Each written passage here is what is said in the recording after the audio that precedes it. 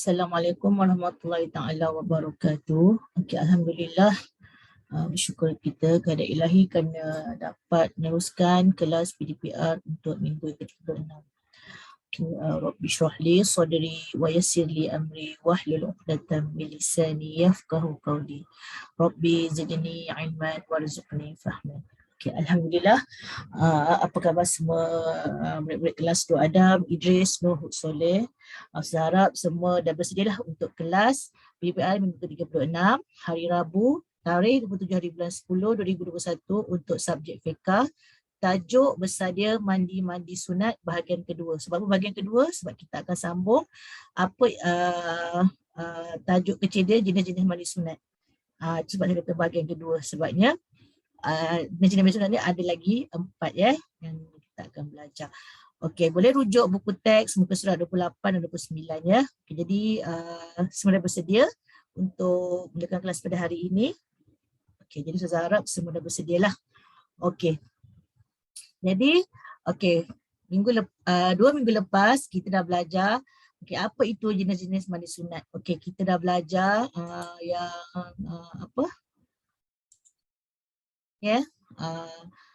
hari raya, gerhana bulan, matahari, masuk Mekah dan Madinah, selepas mandikan mayat dan juga setelah pulih daripada hilang akal. Okey, ini semua kita dah belajar minggu lepas. Saya harap semua masih ingat lagi lah apa itu mandi sunat hari raya, macam mana cara-cara dia. Okey, jadi kita akan sambung hari ini dengan jenis-jenis mandi sunat yang seterusnya, iaitu wukuf di Arafah kerana ihram, masuk Islam dan juga solat Jumaat.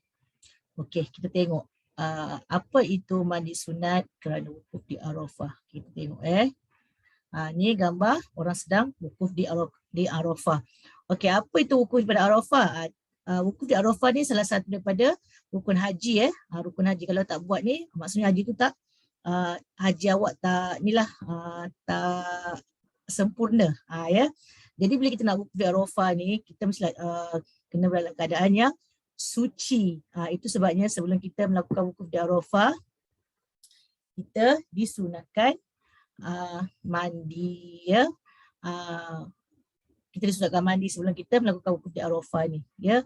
Biasalah sebenarnya kalau kita nak buat sesuatu kerana Allah tu, kita mesti dalam keadaan yang suci, barulah Allah tu sayang kita. Sama juga kalau kita nak pergi mana-mana, mestilah kita nak cantik-cantik, betul tak? Apatah lagi kalau kita nak berjumpa dengan kekasih hati kita. Siapa kekasih hati kita yang sebenarnya? Allah ya. Jadi kalau kita nak berjumpa dengan Allah, kita kenalah dalam keadaan yang suci. Okey. Lagipun tempatnya pun tempat yang suci kan. Jadi kena mandi sebelum melakukan wukuf di Arafah. Okey. Okey, seterusnya kita tengok mandi sunat kerana ihram. Mandi sunat kerana ihram ni. Ni ya, ihram ni lah yang dinamakan ihram, pakaian ihram ni. Ini semua kalau kita nak melakukan ibadah haji ataupun umrah. Okey, kita tengok pakaian ihram lelaki macam ni. 2 lembar kain warna putih yang tidak berjahit. Ihram ni dia punya pakaiannya tidak, kalau lelaki dia tidak boleh berjahit ya. Untuk perempuan pula, pakaian biasa yang menutup semua badan kecuali muka dan kedua telapak tangan. Okey. Ini yang perempuan lah. Ya. Tengok ini pakaian ihram. Ya. Nampak? Kita tengok balik. Ini kita pakai ihram. Kalau lelaki kan lelaki 2 lembar kain warna putih yang tidak berjahit. Kain ihram ni. Jadi sebelum kita pakai ya. Kita tengok macam mana cara mandi dia. Okey, mandi ketika hendak memakai ihram adalah di antara beberapa jenis mandi yang disunatkan, sama ada mereka itu ihram haji atau umrah atau kedua-duanya sekali. Ia disunatkan semua sama ada kanak-kanak atau orang yang telah baligh, lelaki atau perempuan. Ni ya, nampak ni ya, tengok ni. Tengok ni. Mandi ketika hendak pakai ihram ni jenis-jenis mandi yang disunatkan. Okey, saya ingatkan balik, sunat ni maksudnya kalau kita buat kita dapat pahala ekstra lah. Tapi kalau kita tak buat, pun tak apa.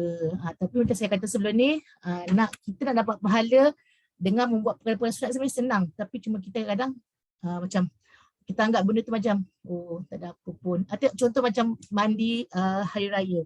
Sebenarnya mandi tu kita kena mandi. Tapi cara dia apa? Kita kena niat sunat. Kita kena niat lah. Kalau kita mandi sesaja je, ambil air jebur, maksudnya tak adalah sunatnya kat situ. Memang mandi tapi tanpa niat tak adalah orang kata pahala sunat tu. Nampak tak? Sebenarnya benda tu senang tapi kita tak nampak. Senang dapat pahala sebenarnya. Perkara-perkara yang sunat senang dapat pahala. Cuma kita nak lakukan tu macam bila kita dah buat kan, alamak terlupa lah nak niat. Contoh macam tu jadi kat sini kata mandi ketika hendak memakai ihram, jenis antara jenis mandi sunat. Tak kira lah ihram haji ataupun umrah ataupun kedua-duanya. Ya, kanak-kanak ke, orang yang telah balik, lelaki atau perempuan. Ini dia punya sebab apa yang dinamakan sunat ketika hendak memakai ihram ni. Lepas tu masa mandi sunat dia adalah sebelum memakai ihram haji atau umrah. Maksudnya sebelum kita pakai ihram ni kita kan mandi kan. Bila macam saya kata tadi, kalau kita nak melakukan ibadah, tak kisahlah ibadat yang wajib ke, ibadat yang sunat ke, kita mestilah berada dalam keadaan yang bersih. Jadi sebelum kena mandi apa? Sebelum pakai ihram tu kita mandi, niat, ya. Boleh je kalau mandi biasa, tapi itulah macam rugilah sebab kita dah orang kata nak buat ibadah kan. Jadi macam kita tambahkan lagi kita punya pahala tu. Itulah caranya dengan cara mandi sunat ni. Okey. Seterusnya mandi sunat kenapa? Ni kenapa ni? Ikrar diriku. Kalau mengucap 2 kalimah syahadat maksudnya apa? Orang yang baru masuk Islam, mandi kerana masuk Islam. Siapa yang kena mandi masuk Islam ni? Okey, masuk Islam ni maksudnya orang-orang yang bukan Islam lah tapi dia masuk Islam. Dia masuk Islam maksudnya dia bertukar agama. Ya, dia bertukar agama. Okey, jadi dia dah mengucap 2 kalimah syahadah. Mengucap 2 kalimah syahadah, asyhadu an la ilaha illallah wa asyhadu anna muhammadar rasulullah. Ya, orang masuk Islam ni dia kena mengucap 2 kalimah syahadah ni ya. Okey. Jadi bila masa dia kena mandi? Okey. Sebaik orang yang masuk Islam ni, dia sebenarnya macam baru dilahirkan, maksudnya masih dia punya dosa tu masih belum ada lagi sebab dia baru masuk Islam kan. Jadi lepas je, bila masa nak mandi dia, bila dah balik, dah selesai urusan dia kat setempat yang dia nak peluk Islam tu, kadang peluk Islam ni kat masjid pun ada, dekat pejabat pun ada, maksudnya ada tempat-tempat khas dia lah. Okey, selesai je dia punya proses peluk Islam tu, bila balik rumah, janganlah lepas masuk Islam tu pergi huah-huah. Kalau boleh bila kita dah lepas masuk Islam, kita pergilah masjid ke, atau kita balik rumah, kita bersihkan diri kita dulu. Kalau boleh kita bersihkan diri kita dulu ya. Maksudnya kita bersihkan, kita mandi, mandi sunat, lepas tu kita buatlah, kita sembahyang, kita mengaji ke. Sebab orang kata orang baru masuk Islam ni, dia punya dosa ni masih macam bayi yang baru lahir. Okey. Jadi seterusnya yang terakhir. Mandi sunat kerana nak pergi solat Jumaat. Okey.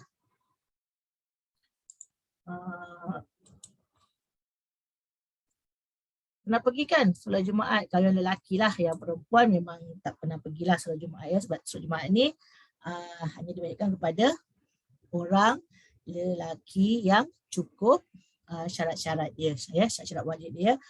Jadi sebelum kita biasanya lah ada setengah orang kadang-kadang dia daripada tempat kerja dia terus pergi masjid. Okay, tak apa, itu mungkin yang tak sempat nak balik rumah. Tapi ada setengahnya tempat kerjanya bagi balik awal, kadang-kadang pukul 12 suku tu dah balik, dah orang kata dah waktu rehat, balik rumah siap-siap nak pergi solat Jumaat. Sebelum mestilah mandi-mandi kan, mandilah supaya orang kata nak melakukan ibadat pun selesa ya.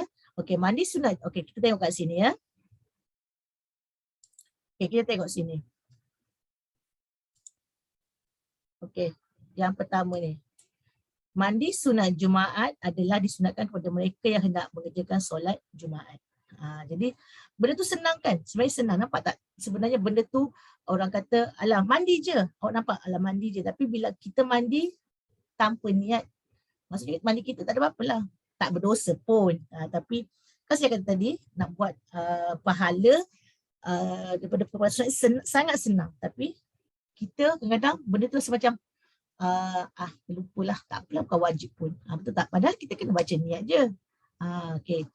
Dia kena mereka yang hendak mengerjakan solat Jumaat. Okey, bila masanya nak mandi tu? Okey, waktunya bermula dari terbit fajar siddiq. Walaupun begitu, waktu yang paling afdal, maknanya waktu yang paling sesuai lah, yang sesuai mandi ketika hendak pergi ke masjid untuk menunaikan solat Jumaat. Maksudnya kita bolehlah mandi sunat ni bermula pada macam waktu kita mandi subuh tu lah, ya. Tapi yang paling seelok-eloknya sebelum kita pergi solat Jumaat. Macam saya kata tadi, ada orang ni dia tak sempat nak balik rumah, dia terus pergi masjid pun tak apa. Tapi dia pastilah dia macam keadaan yang bersih. Ada setengahnya dia nak balik rumah dulu, dia nak mandi dulu supaya orang kata selesa. Kadang-kadang kita dah bekerja, lepas tu macam kalau kerja yang dalam aircon tak apa, tak perlu sangat. Kalau kerja yang kat luar ni mesti nak balik mandi dulu kan sebelum kita melakukan solat Jumaat. Jadi bila kita balik nak mandi tu, niatlah niat mandi sunat sebelum pergi solat Jumaat. Jadi senang tak perkara tu? Jadi kita benda, maksudnya perkara sunat ni, macam mandi sunat ni sebenarnya benda tu mudah je. Kita biasa buat benda tu, tapi kita buat tanpa kita niat. Tanpa kita niat. Contoh macam hari raya. Kita seronok nak hari raya. Mandi, bangun pagi mandi. Bangun sunat hari raya. Pergi mandi. Kita pun mandi. Nampak tak? Benda tu kita lakukan. Cuma kita tak berniat. Kalau kita niat, kita dapatlah pahala tu. Macam solat Jumaat ni. Benda tu pun macam lelaki lah, dia akan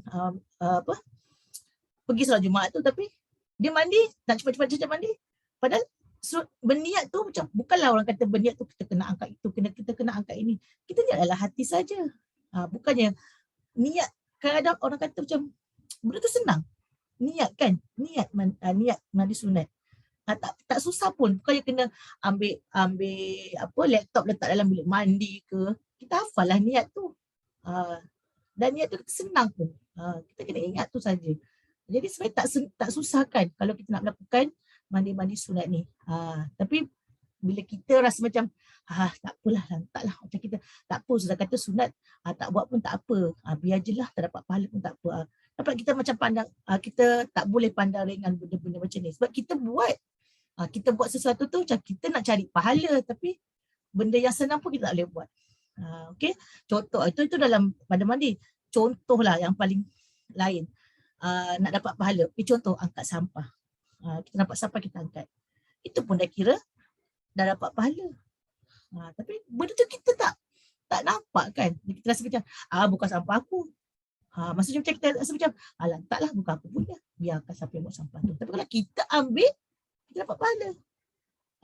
Jadi sama dia macam mandi sunat ni. Nampak benda tu, tak apalah, tak buat tak apa. Tak buat tak apa. Tapi rugi tak? Padahal kita kena baca niat je. Bukannya dia suruh kita angkat buku ke, dia suruh kita beli satu benda yang mahal-mahal untuk kita buat tu ke. Tak ada kan. Jadi benda tu senang, tapi kita rasa macam benda tu macam tak apalah. Jadi kat situ kita dah rugi. Okay. Jadi itulah antara mandi sunat yang kita belajar hari ini. Kita tengok balik apa dia. Mandi sunat kerana wukuf di Arafah. Mandi sunat kerana pakai ihram, sebelum pakai ihram lah ya. Lepas tu mandi sunat kerana masuk Islam. Ini kalau orang yang inilah orang yang bukan beragama Islam, dia nak masuk Islam, dia kena mandi. Sebenarnya kalau tak mandi pun tak apa, tapi orang kata yelah kita ni, orang kata seperti dilahirkan seperti dilahirkan seperti bayi baru lahir. Jadi kita buat sesuatu yang mendatangkan pahala. Okay, dan yang tadi mandi kerana solat, nak pergi solat Jumaat. Okey. Jadi saya harap boleh ingatlah jenis-jenis mandi sunat. Okay, kita tengok balik apa dia. Ada 9 ya. Iaitu hari raya. Ini paling senang sangat ni. Tapi kadang kita terlalu gembira, terlupa. Okay, gerhana bulan matahari ni jaranglah ada yang buat kan, sebab dia kadang tak tengok pun kan. Okey, lepas tu masuk Mekah Madinah, ini kalau orang yang pergi haji dan umrah, lepas tu selepas mandikan mayat, setelah pulih dari hilang akal, wukuf di Arafah kerana ihram, masuk Islam dan juga solat Jumaat. Jadi ini semua adalah jenis-jenis ni dua ada sini sampailah ni mana? Sekejap ya. Pada atas tadi sampailah sini solat Jumaat ni adalah jenis-jenis mandi sunat. Okey. Harap murid-murid semua fahamlah. Okey, kita tengok. Okey, bila dah habis ni kita buka buku. Biasa buka aktiviti ni ya. Okey, dan buka muka surat. Kita buat latihan hari ni 47. Semua buka muka surat 47 buku aktiviti fiqh. Okey, dah buka muka surat 47. Ya, muka surat 47 ni. Buka muka surat 47 ni. Okey, kita tengok apa arahan dia. Okey, arahan dia adalah tulis betul atau salah pada pernyataan berikut. Tuliskan perkataan betul atau salah. Ya. Okey, takutnya awak tak ni. Kita tengok ni. Saya gariskan je lah. Okey, tuliskan perkataan betul ataupun salah pada pernyataan kat bawah ni. Okey, kita tengok yang pertama. Kalau pernyataan itu betul, tulis itu betul. Kalau pernyataan itu salah, kita tulis perkataan salah. Okey, yang pertama, mandi sunat kerana ihram. Betul ke salah? So kalau betul, tulis kat sini. Betul. Betul. Ini contoh tulis betul. Tak cantik lah tulis, tapi yang tengok tulis lah macam tu betul. Kalau salah tulis salah. Salah satu je. Okey. Ni contoh. Okey, seterusnya yang kedua. Mandi sunat kerana solat Jumaat. Yang ketiga, mandi sunat kerana wukuf di Arafah. Yang keempat, mandi sunat kerana melahirkan anak. Yang kelima, mandi sunat kerana keluar air mani. Yang keenam, mandi sunat kerana keluar darah haid. Yang ketujuh, mandi sunat masuk Mekah dan Madinah. Dan yang ke-8, mandi sunat selepas pulih dari hilang akal. Okey, jadi ini nombor 1 sampai nombor 8 ni adalah jenis-jenis mandi sunat. Dia Sarawak pilih mana yang termasuk daripada antara jenis-jenis mandi sunat. Kalau perkara tu adalah jenis-jenis mandi sunat, maksudnya jawapannya kena tulis betul. Kalau bukan, kena tulis salah. Okey, faham? Okay, saya ulang balik. Yang pertama, mandi sunat kerana ihram. Yang kedua, mandi sunat kerana solat Jumaat. Yang ketiga, mandi sunat kerana wukuf di Arafah. Keempat, mandi sunat kerana melahirkan anak. Kelima, mandi sunat kerana keluar air mani. Keenam, mandi sunat kerana keluar darah haid. Ketujuh, mandi sunat masuk Mekah dan Madinah. Kelapan, mandi sunat selepas pulih daripada hilang akal. Okay, ingat ya. Kalau itu jenis-jenis mandi sunat, boleh betul. Kalau bukan, tulis salah. Okay, seterusnya, tengok muka surat 48. Okey, muka surat 48. Okey, kita tengok apa arahan dia. Cari perkataan yang tersembunyi. Ni saya rasa awak suka buat ni. Cari-cari benda ni. Okey. Dia suruh cari perkataan Islam, gerhana, raya, Jumaat, Arafah, mayat, ihram, Madinah. Okey, cari kat dalam ni. Okey, lepas tu kalau dah jumpa, dia kadang-kadang ada yang boleh, dia kadang ada yang lurus macam ni, ada yang ke bawah macam ni, ada, ada yang ke bawah macam ni, dia ke bawah macam ni, Ada yang ke bawah kat sini, ada yang sengit macam ni, ada yang sengit macam ni. Ada yang daripada bawah ke atas pun ada perkataan dia, kena tengok betul. Okey, kita tengok satu contoh. Okey, cari perkataan Islam tengok perkataan Islam. Okey, kalau boleh, kat sini ada 1, 2, 3, 4, ada 8 perkataan yang awak kena cari. Kalau boleh, setiap perkataan ni awak